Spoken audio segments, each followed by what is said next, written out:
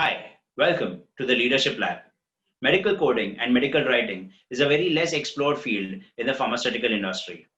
Today, let us talk to Dr. Nishod Saxena, who can guide us more about medical coding. Dr. Saxena has completed his PhD from Central Drug Research Institute, Lucknow. He has had more than 35 years of work experience in the pharmaceutical industry. He has been associated with some of the top brands with the top leadership positions during his journey. He was a general manager, quality and regulatory affairs with Zydus and US Vitamins. He was also the vice president of quality with OmniActive. Currently, Dr. Saxena is the managing director of Pharma Knowledge Center, which is a training, development, and consultancy firm for a lot of pharmacy students across the country to make them more employable. They have several certificate courses on good manufacturing practices, clinical research, medical coding, and medical writing. Let us welcome Dr. Nishod Saxena at the Leadership Lab. Good morning, sir, and thank you so much Good for morning. joining us at the Leadership Lab. Okay. I'm sure after listening to you, the students will get a better idea of what medical coding is and how entrepreneurship in this industry works. And you have a Right. great experience, so I'm sure they will have a lot to learn from you, and Okay. perhaps maybe follow a proper guideline and try to achieve of what all you have achieved so far, sir. So thank you so Right. much once again. And so my first question would be, what is your current profile? Like, if you could tell us something about the Pharma Knowledge Center and Mhm. what are your roles and responsibilities there? Okay. So let me introduce first my journey. I did my MSc in chemistry in 1987 from Ravi Shankar University, Raipur. Then I moved to Lucknow in Central Drug Research Institute. The students must be knowing that prestigious institution, one of its kind for the development of new drugs, to pursue my PhD program plus working on various projects of the organization. I completed my PhD that time that biotechnology was not very familiar subject, but I did my PhD in fermentation technology, which is the major core area of current biotechnology. I completed my PhD from Fermentation Technology Department of Central Drug Research Institute, and the degree was awarded from Lucknow University, which was also a very prestigious university, and still it is a very renowned university. And by the end, I was submitting my degree. I got a job that is again in the same fermentation technology. That time, that recombinant DNA technology was not there. Very rare cases people were working on that.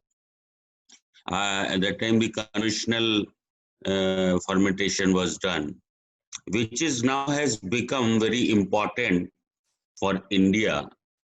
Looking to the recent announcement and the steps taken by government of India to produce the various intermediates N-1, N-2, and KSM and APIs for pharmaceutical industry. And then I was working with the private sector, and I worked for almost 30 years in pharma and biopharma companies like Zydus, Cadila, Intas Pharmaceutical, Dr. Reddy's Lab. Last, I was working as a vice president quality and regulatory for Jubilant Life Sciences Limited. I was heading the entire operation of quality and regulatory of all plants. 2016, I decided to voluntarily come out of the industry and started my own working. And 2017, I created the organization that is Pharma Knowledge Center. Initially, when I came out in the May 2016, I started consulting to biopharma organizations. 17, I decided to develop skill courses entirely related to pharmaceutical, biopharmaceutical, and healthcare industry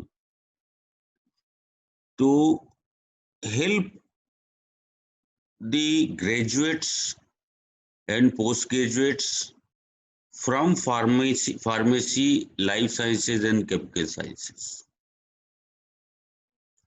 And in last 3-4 years, we have developed almost 20 courses and providing the skill development for the pharmacy, biopharmacy, biotechnology, biochemistry, microbiology, chemistry, all life sciences, chemical sciences, paramedical like BHMS, BAMS, BDS students to get a good job and build a career. And we are successful in implementing this subject, these new courses, because these courses are not available anywhere. These courses are designed based on my 30 years of experience, exactly what is required inside the industry.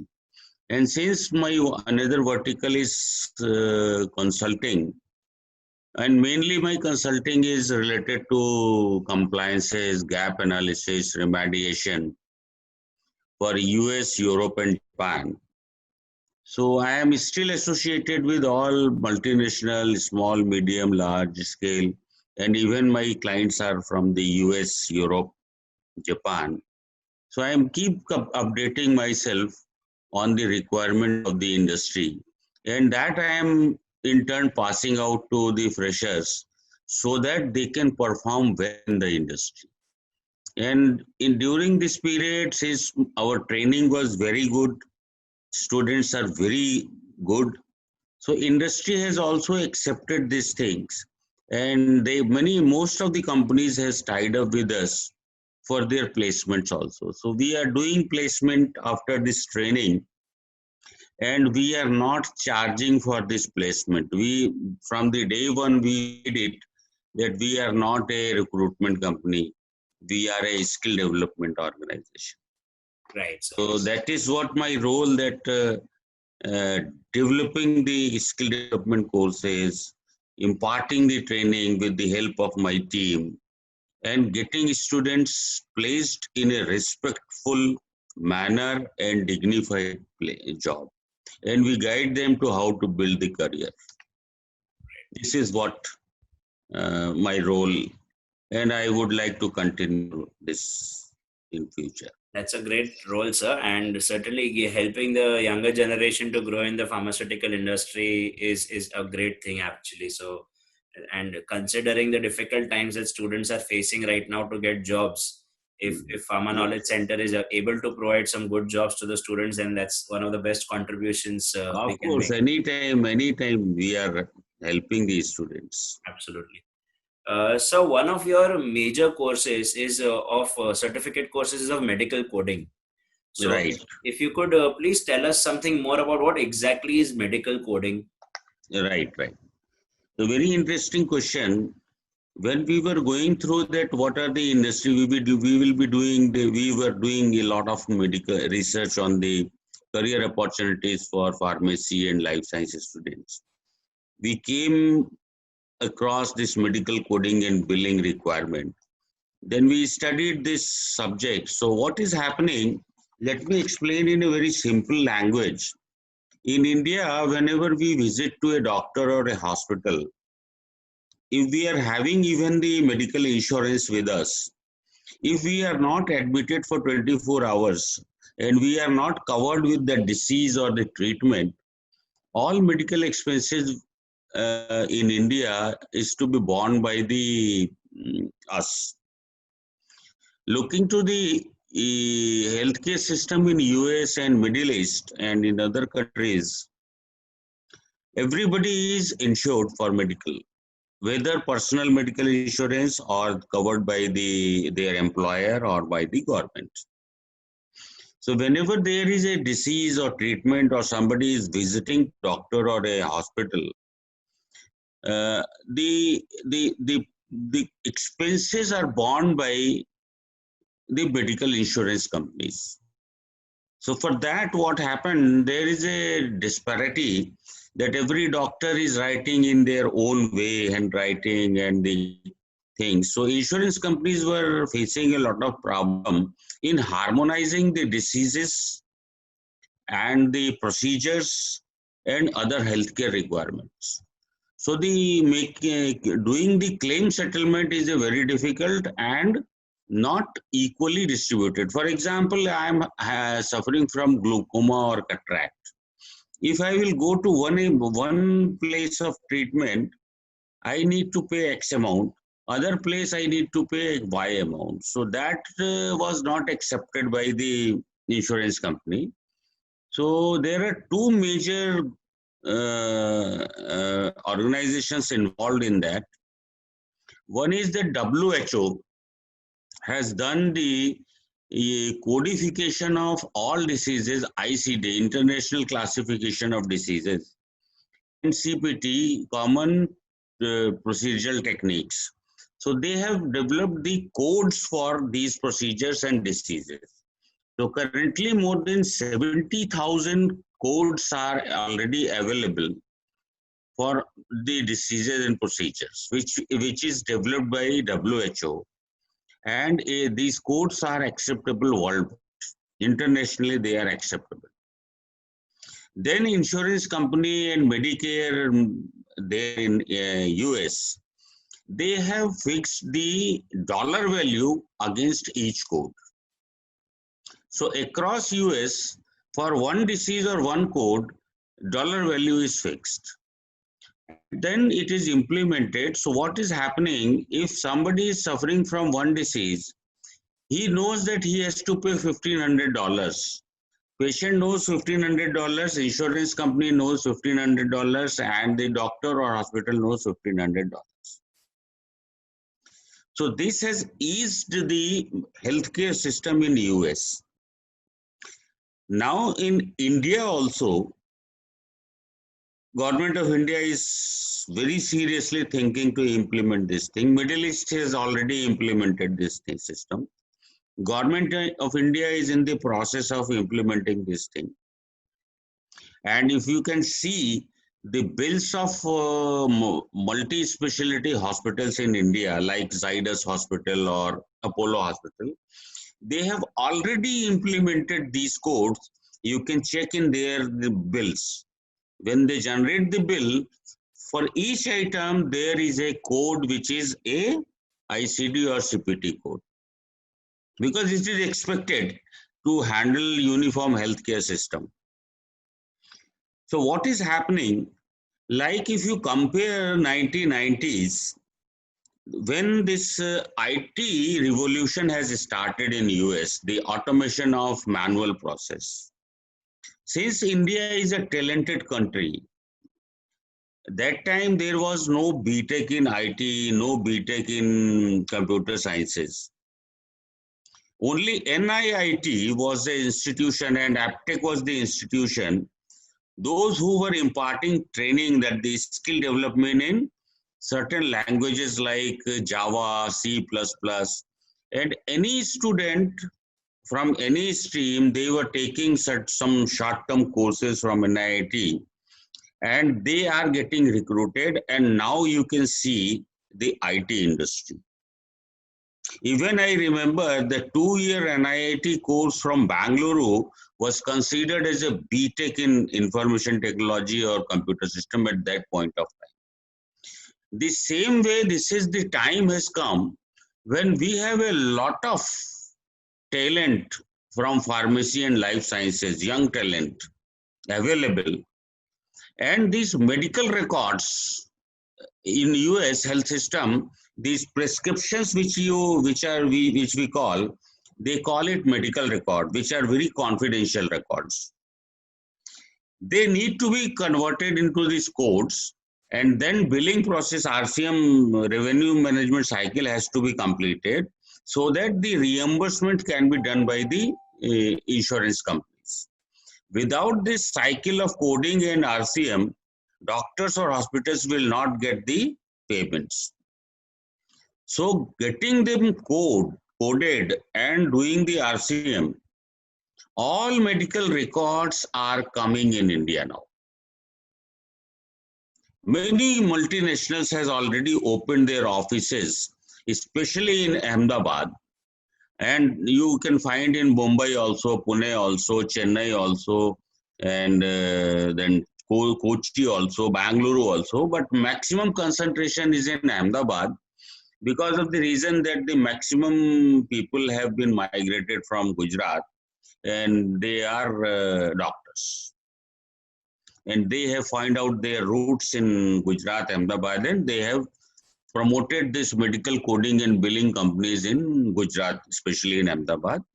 So the doctors or the hospitals, they are sending their everyday medical record for coding and RCM cycle to India. And our talented boys and girls, those who have acquired the degrees in pharmacy or life sciences, whether B.Pharm, M.Pharm, B.Tech, M.Tech, BSc, MSc, if they are acquiring the skill set of that medical coding and billing, they are getting hired in these companies for this job is done on daily basis. You can just imagine what is the volume of work is coming from US and Middle East right now. Because everyday doctor, if one doctor is seeing 10 patients and he has to get the fees from these 10 patients, he has to go through this coding and RCM cycle so that he can get the reimbursement from the insurance company. So only daily basis, thousands records are coming in India for this process. And our Indian talent is doing this thing. And day by day, this requirement is getting increased. And what we are seeing that within next 3 to 5 years, this medical coding and billing industry is going to be an equivalent to the IT industry in India. Plus what is happening in US, if somebody wants to do this coding and billing, there is a mandatory requirement he should be a certified professional coder. And there for that certification, there are two organizations in US. One is AAPC, other is AHIMA. So students need to learn this coding and then they have to appear for their examination, which is fortunately happening every month in India. And they get themselves certified as a CPC certified professional coder. And then this certificate is valid throughout the world.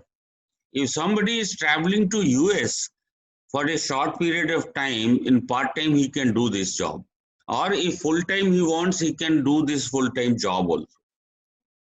So this is what the industry, which we found that the best suitable industry, those who are interested in this kind of roles. So this is a very brief about this medical coding and billing industry. And the moment Indian government will implement, the number of opportunities would be like anything.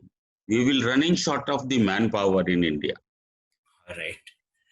Absolutely, very nicely said, sir. Actually, you have almost covered 2 or 3 major questions where I was supposed to ask you what would be the industry scenario of medical coding and what kind of skill sets are required for students if they wish to join from this medical coding billing industry, the other opportunities, somebody has done the graduation or post-graduation from any pharmacy, life sciences. The other opportunities apart from medical coding and billing is the hospitals. Because hospitals would also require this kind of skilled manpower. Right. The second one is the medical insurance companies, because they will be understanding only coding and RCM side. The third one is online drug delivery space, which is getting created. They will also be understanding these codes only. And the last one is, because of this COVID-19, the post-COVID-19 effect will be the online medical consulting. There also, suppose in Indian government would be implementing this coding and billing. So every doctor in India would be requiring coders and billers. Right.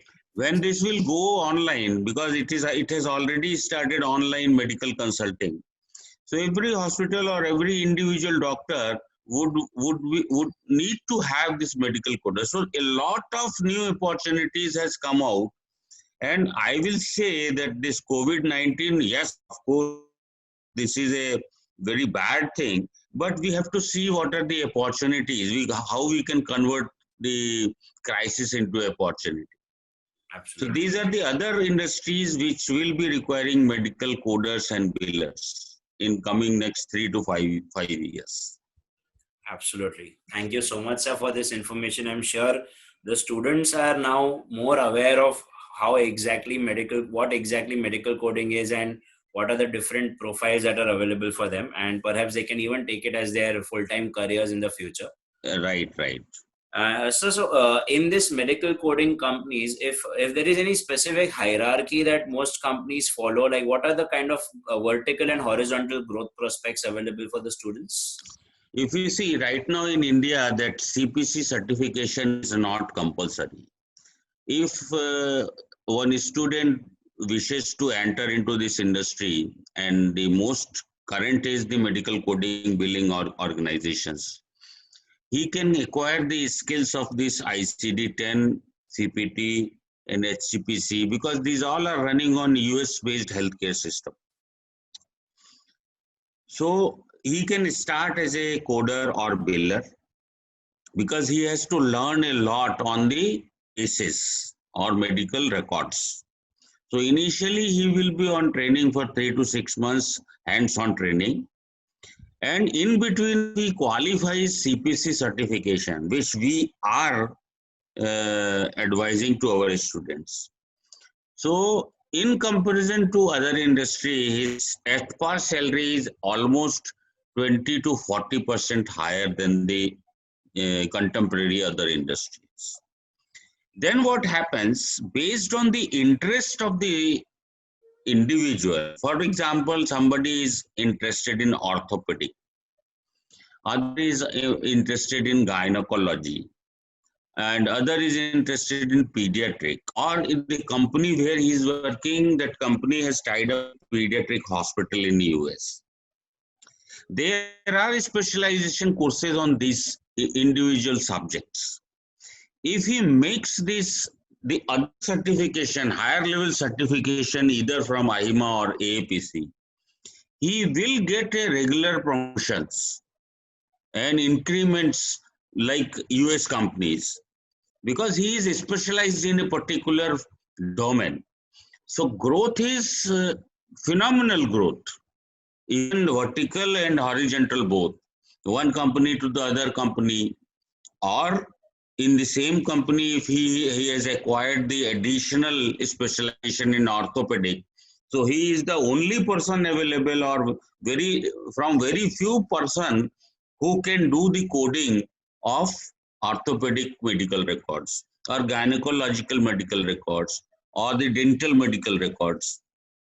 So growth is dependent on how much skill you are acquiring. So very tremendous growth is there. Right, sir. Thank you so much. Sir, you have had a very extensive career as an industry professional for more than almost 30 years.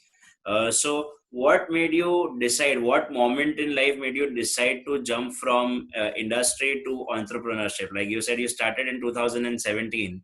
So what was Yes. that moment that motivated you to jump into entrepreneurship? Yes. Actually, I was working in quality and regulatory. Though in 30 years I have worked in all the domains of pharma, biopharma, and clinical research industry. And during the journey, I was handling a lot of people outside the office. For example, one vertical was I have to get manufactured my medicines from third party, small or medium scale manufacturing units. So what I have, and interacting with many small and medium manufacturers. So what I have observed, and my role was quality and regulatory ultimately. ensuring the quality and regulatory, because ultimately products were going to US, Europe and Japan.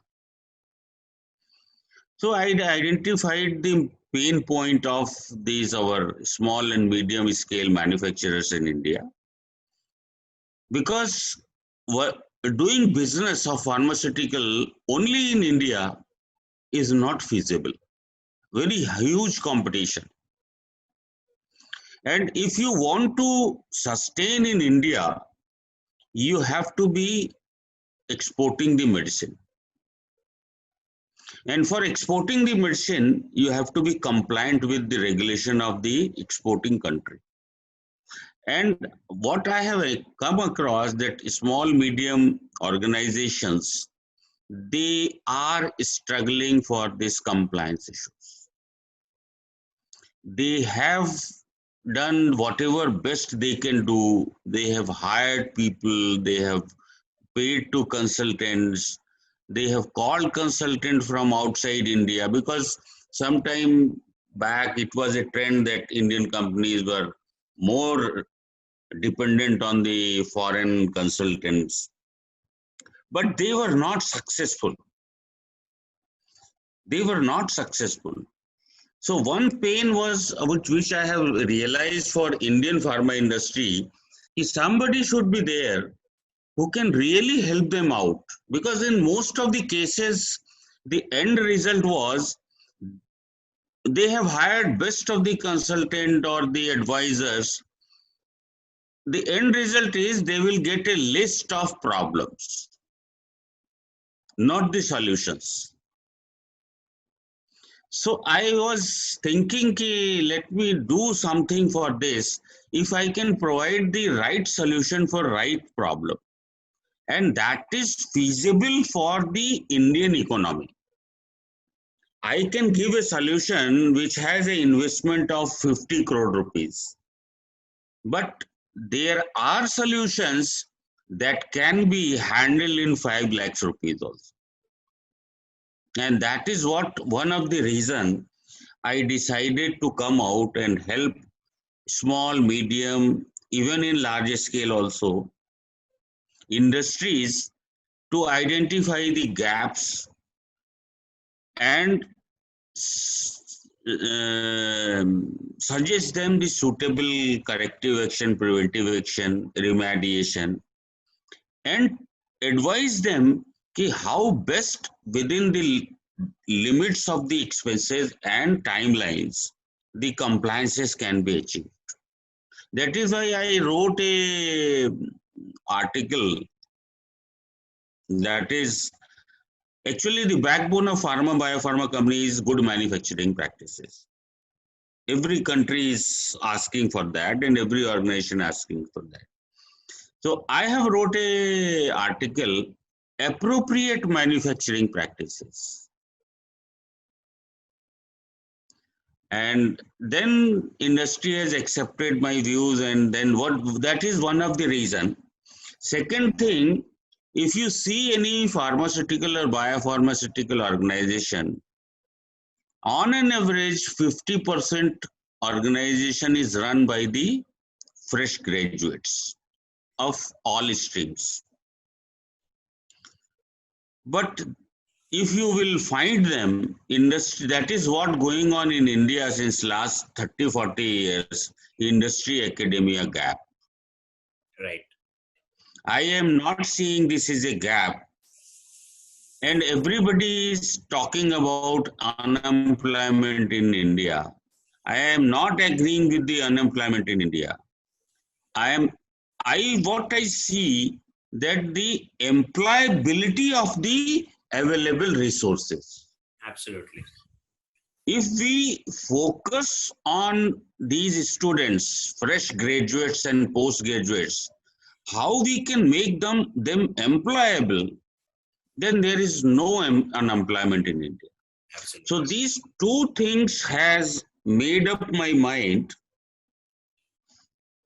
were major catalysts to come out from the industry and do something to help industry and academia and ultimately the students.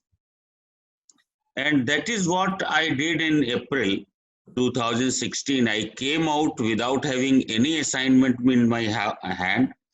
And for coming out, one thing I have to do is, I was working, all around I was working. My bread and butter is my job. The only fear I was having is every employed person is having one thing, that on the last day of month, he gets a SMS. If you come out of that SMS, the fear of that SMS, you can take that bold step. So it took around 6 months time for me to get out of that fear of that last day evening SMS from your bank account. And I came out and I started building these verticals. So these are the two major factors. I came out voluntarily from industry and started my own. One vertical is consulting, other is making students industry ready, employable, so that I can help industry also, academia also, students also. That's great, sir. Very nicely said, sir. Absolutely true. The students need to be more employable because they do definitely have the potential, but there's nobody to channelize the potential in the right direction. Right direction. So during your journey, as you said, one of the major challenges you faced right now was to get out of the fear of that SMS. I am pretty sure there might be many other challenges that you would have faced during your journey of the last 30 years and even the last 3 years at Pharma Knowledge Center. So is there any specific challenge that you kind of very clearly remember, and what did you do to overcome that challenge? You see, I take every day as a challenge. Because if I am not having the challenge, I will not be able to convert the day into opportunity. Every day is a challenge, and especially in pharmaceutical sector, which is the most disciplined and regulated sector, the everyday challenge. I used to work on the plants where the manufacturing is happening, and I was heading quality and regulatory, to more challenging. So let me give the example of how I handle the challenges.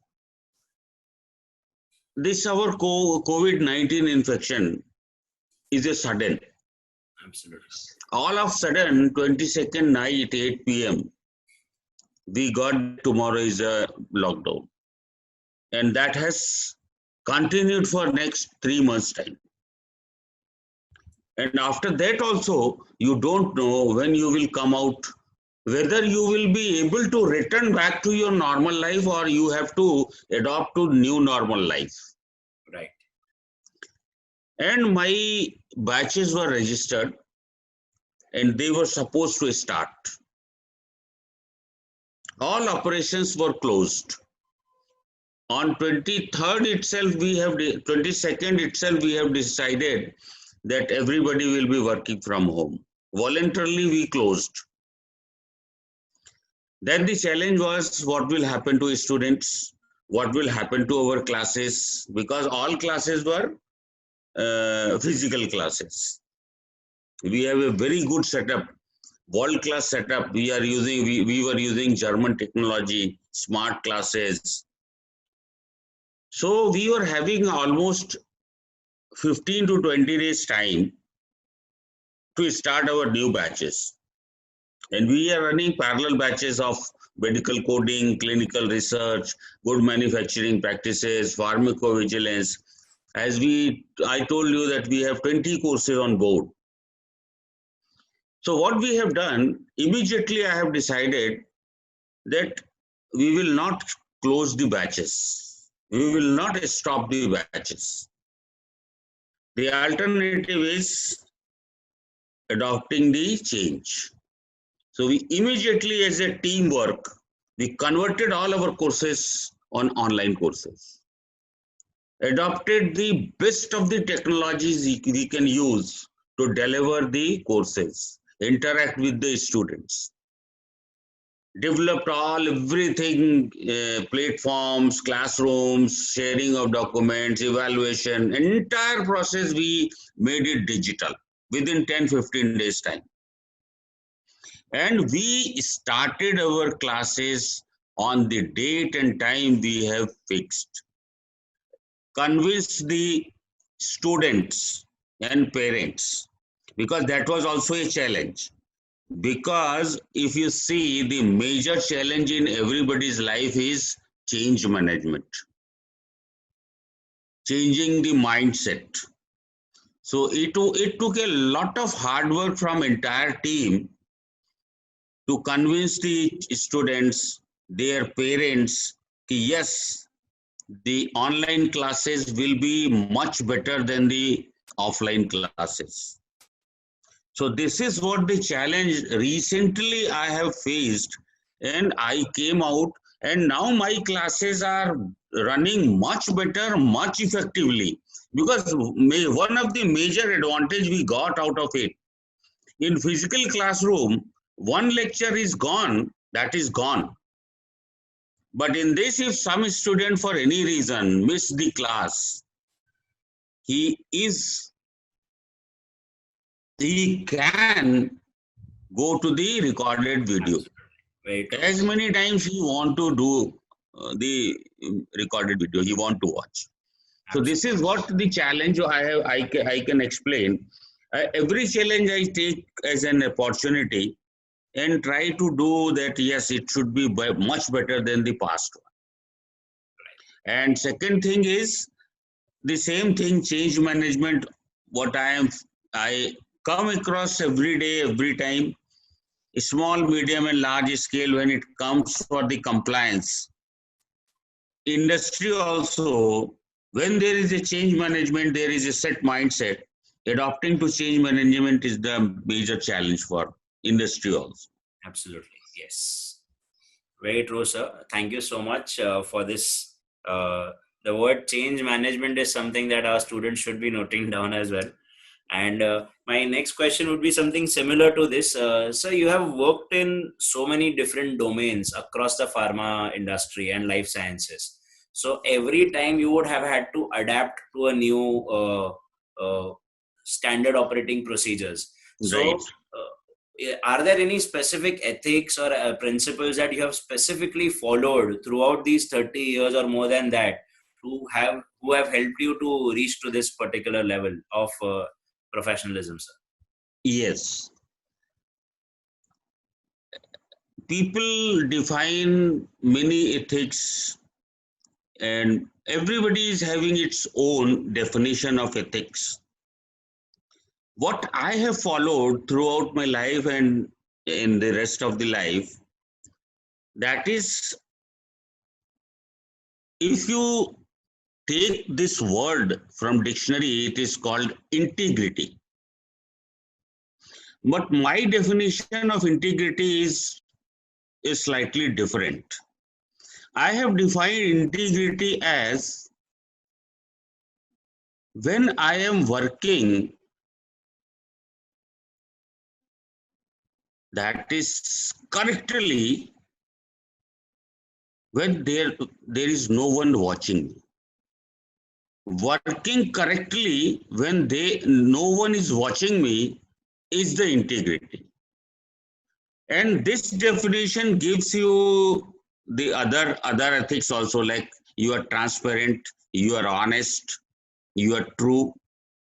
So if you follow that you are working correct when there is no one watching you, that gives you the entire ethics of the world. Working correctly when no one is watching you. Absolutely. Very nicely said, sir. Very true. Plus, along with that, you have to be adaptive for change. I am always changing myself. For example, during this COVID-19 period, and marketing was also stopped. Yes. So I have to do creatives. And I am not well versed with this Photoshop or all these things. And I have to do social digital marketing also. I am not well versed with the digital marketing.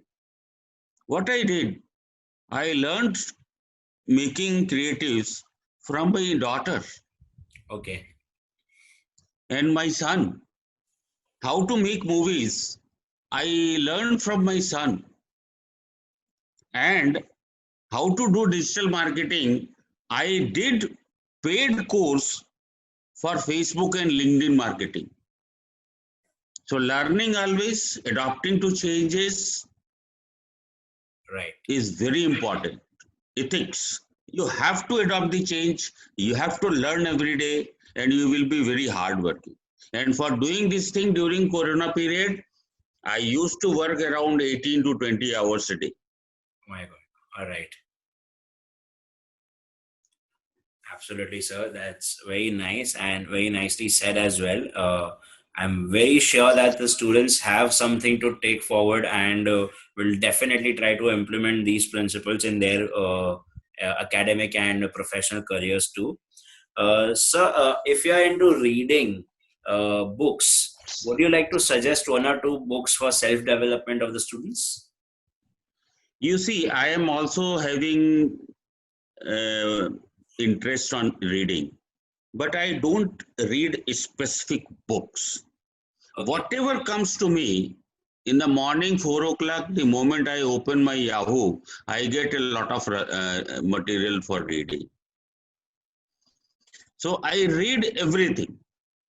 Then whatever is to be accepted, accepted. Otherwise, go let it go.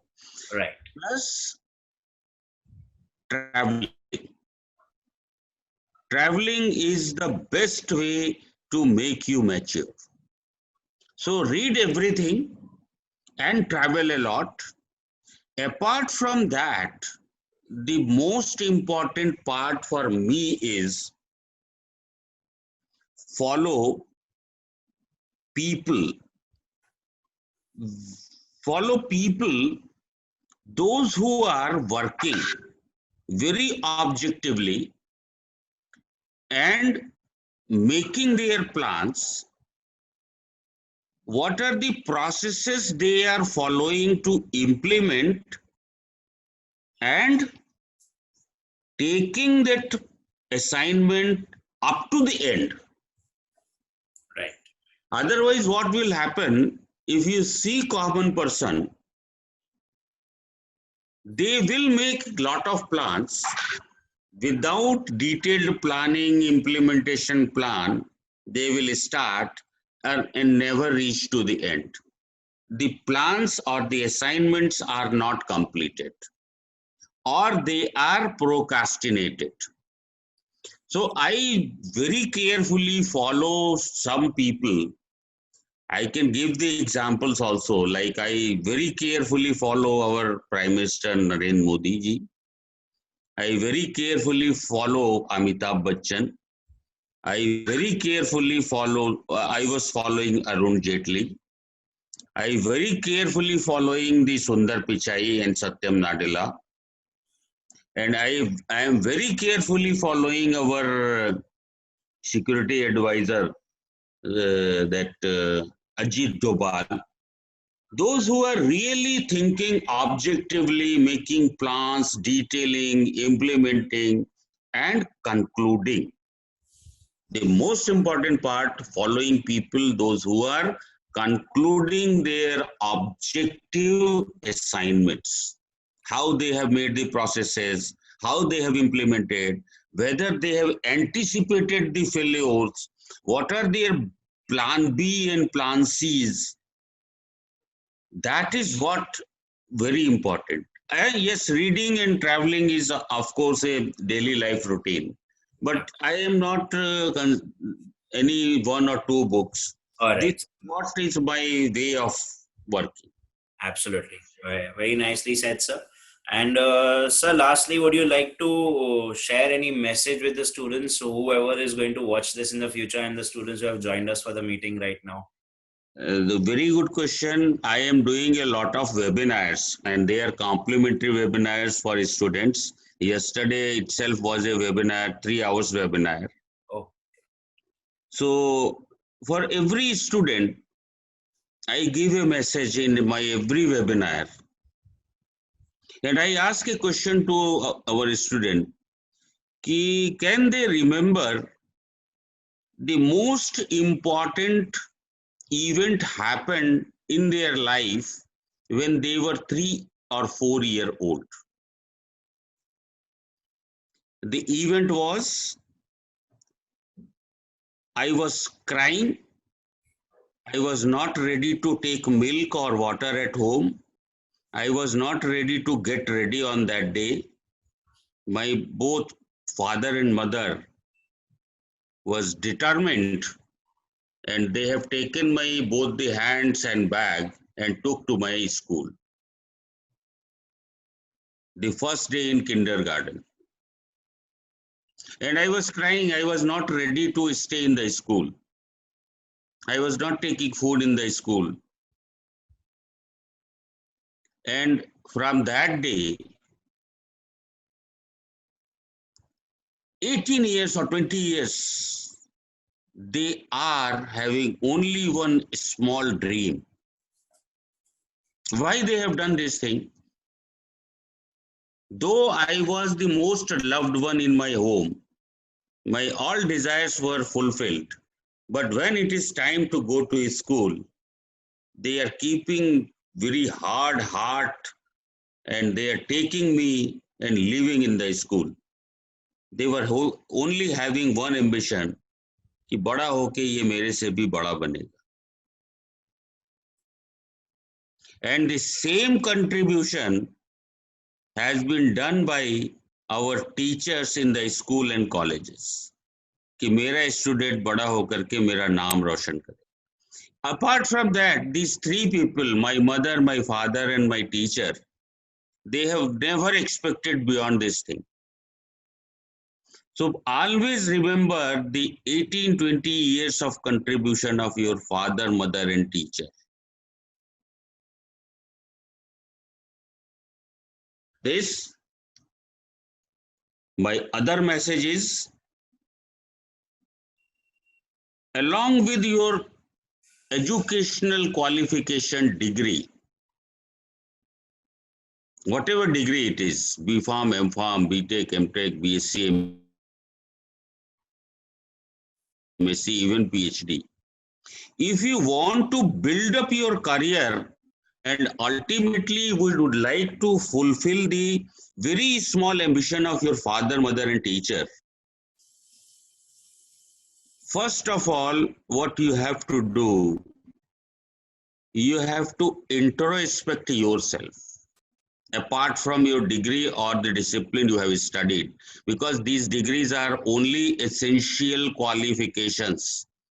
No degree in the world from any university or college is awarded along with offer letter. So treat them as a essential qualification and introspect yourself and find out where you feel happy. Where is you are happy to work? I can give you the example. Sundar Pichai is a metallurgical engineer from IIT Kharagpur, but he was happy with the software and he became CEO of Google.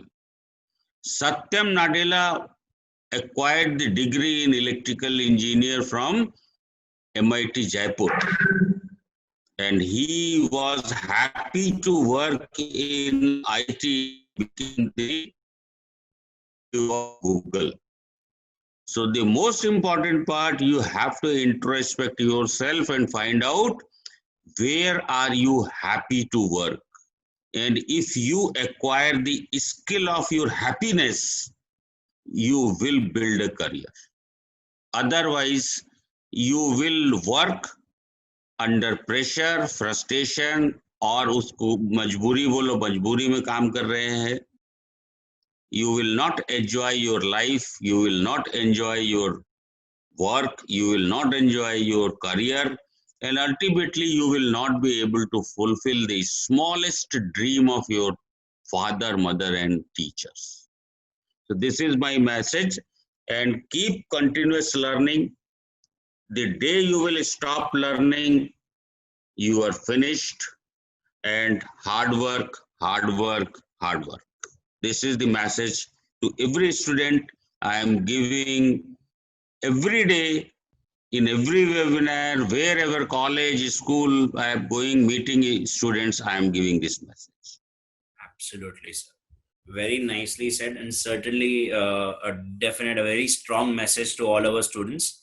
Thank you so much, sir, for sharing all this information about medical coding and also motivating our students to work harder. I would now invite our students who have joined us for the meeting to ask you some few questions with your permission, sir. Yes, sure. Manasvi, if you would like to ask your question, please. Yes, sir. Hello, sir. So, hello, good morning. Good morning, sir. So, can you tell about DRG coding? What is DRG coding? That is diagnosis related group coding.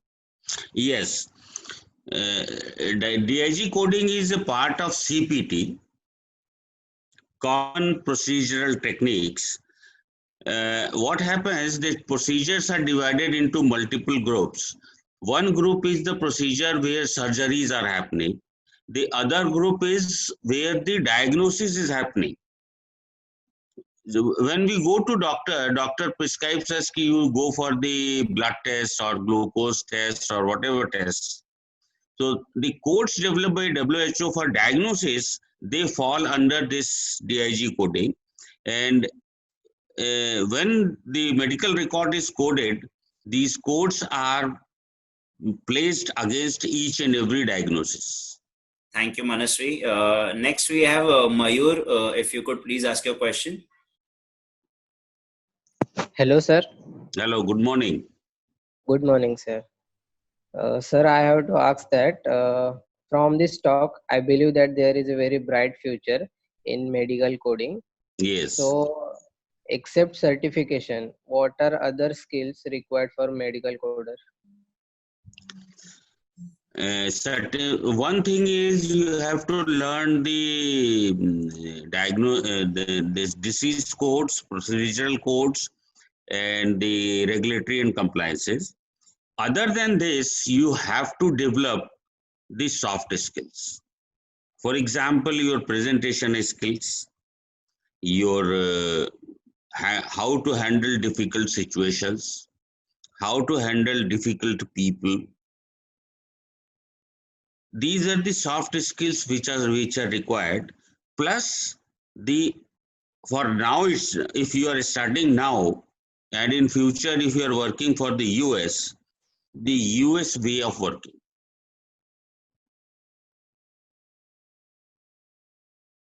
Because they are very transparent in working. Yes. Okay, sir. Thank you. Thank you very much. Next, we have Priyal. If you would like to ask your question. Hello, sir. Hello, good morning. Actually, about the soft skill thing, do we have to interact with all the international companies or medical doctors or etc. people for the coding purpose? Yes, you have to interact with your clients located at US, insurance companies located in US, doctors located in US, patients located in US, so that you can do right coding and put the right dollar amount so that nobody is in loss. So most of the time your interaction with the patients, doctors, insurance people located in US right now, or the country for which coding is happening. That is one of the major criteria, and you will get trained how to interact. And sometimes what happens that the big MNCs, those who have started here, they will train you on the extent of your talking in the same from where they are getting the business. For example, the British accent or the US accent, you will get extra training on that also. Sonali, if you would like to ask your question. Hello, sir. Good morning. Good morning. So my question is, what challenges medical coding as a profession has faced or is been facing since past few years in India? Okay. A very good question you have asked. What is your name? Sir Sonali Singh. Sonali, your question is very relevant question to the situation right now in India. In India, we all are habitual working 10 to 6. And the maximum business is coming right now from US. The way maximum business for IT industry is coming from US. So if you see in IT industry, when freshers are entering, they need to work on night shifts, which are the working shift in the US. So what major challenge we are facing or medical industry is facing, that mentally we are not prepared to work according to US timings, which that challenge IT industry is able to remove. So that is the major challenge this industry is facing.